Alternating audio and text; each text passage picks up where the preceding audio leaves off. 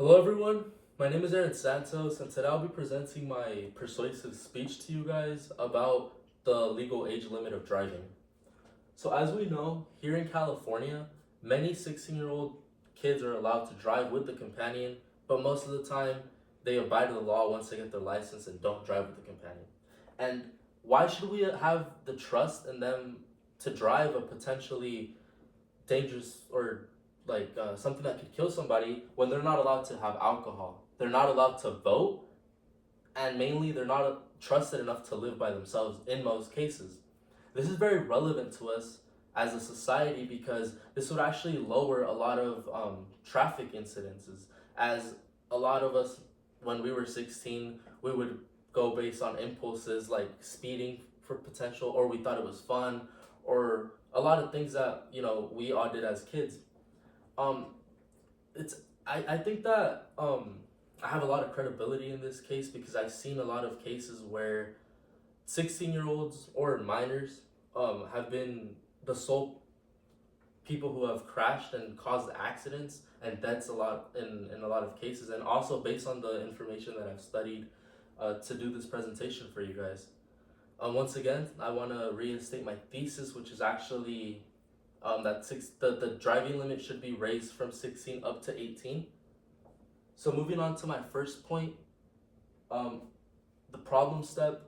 As we know, um, teens are the main or leading demographic in accidents or people involved in accidents around the U.S. Based on information from the CDC, about 2,800 teens are killed in accidents or were killed in accidents from 2020, leaving 227,000 injured. The opposition might say that, oh, these were teens that were involved in cases where adults were driving, but no, these are all cases where teenagers were driving their friends, their family, their loved ones in general. Teens are also 3 times more likely to be in car collisions based on their inexperience and once again on their uh, the potential they have on acting on impulses. This again is information from the CDC. As I believe many of us could actually connect to this, when we were younger, we would just act on whatever we thought, and we didn't have that great decision making at the time. Moving on to my second point, which is my solution step on how we could actually avoid this. So, we can actually avoid a lot of this by raising the law up to 18, or raising the driving law to 18. And we could require more practice behind the wheel. This was already implemented in years before, maybe in the 90s or the 80s. When I was in school, none of this was, like, driver ed was never implemented. And the opposition might again say that it's impractical to have an instructor because it might be expensive or it might be time wasting. But if we already did it prior, why not implement it again?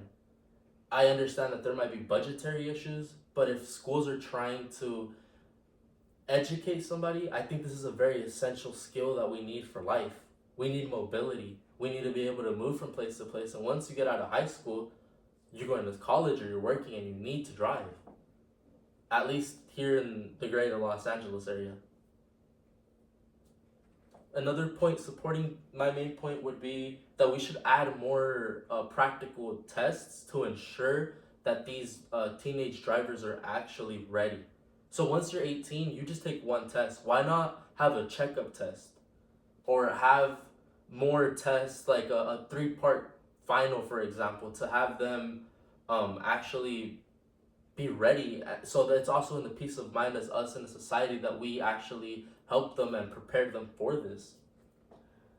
This is information again from the National Institute of Health. Like I said prior, teenagers are very prone to acting on impulses or pressure from their friends. If they're in a car with friends and they're like, "Oh, look, this guy's trying to race you," they're gonna try to do the same thing. And if we like put more tests into this, it'll make our drivers think before they act. In another sense. Moving on to my third point, the reward step. What would we actually benefit, or how would we benefit from this as a society? First of all, we'll have safer roads. less people will be dying. Because if we remove the main demographic, or we better prepare that demographic, it would actually allow us to, again, be safer, which would be the obvious thing to do. Based on information from the Department of Transportation, if we better train this demographic, like I said prior, we'll be able to have safer roads. Another thing that would be a rewarding step would be our parents being less less worried about their teenage drivers. If they know that they've gone through these tests, through these practices, and they have more hours behind the wheel, making them more used to it, because practice obviously makes perfect. It would actually help a lot. It would help parents be less stressed, and it would allow parents to be more trusting in their kids as they're moving on to different steps in their lives. Again, this is information from the Department of Transportation, and in conclusion, as I stated these 3 steps, which were, my first step was who was the main demographic, my second step being what we could do for a solution, and my third step being the reward step of what we could get as a society from this. I just wanted to incorporate a lot of these ideas into you, so hopefully you can advocate, and you can, if we have a proposition or something come up, you can want to make a change and help for this. I just wanted to leave you guys with these final thoughts, which were, a lot of people might think that if we change these laws, we'll be oppressing these teenage drivers, but in reality, we're not doing that. We're better preparing them, and we're saving their lives. Thank you.